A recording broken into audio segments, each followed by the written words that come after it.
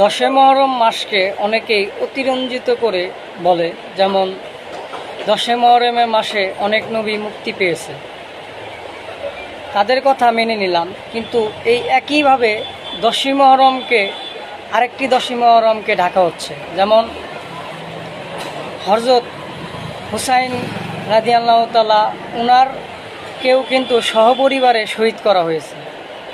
এমনকি যারা শহীদ করেছে তারাও এই দিনকে কিন্তু আবাদতের মাস হিসাবেই মনে করত।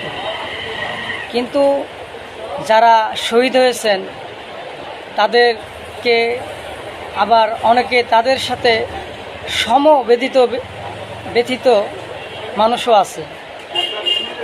তারা এই মাসকে শহীদের মাস হিসাবে স্মরণ করে বা সেই সমবেদনা মাস হিসাবেই পালন করে। তা আমার কথা হলো যে যারা শহীদ করেছে সেই কর্ণওয়ালাদের সাথে কিন্তু আমাদের মিলাইলে চলবে না, তারা কিন্তু ভিন্ন ধর্মের ছিল না। তা আমার কথা, যারা শহীদ হয়েছে তাদের জন্য সমবেতিত যারা হয়েছে তারাই সঠিক।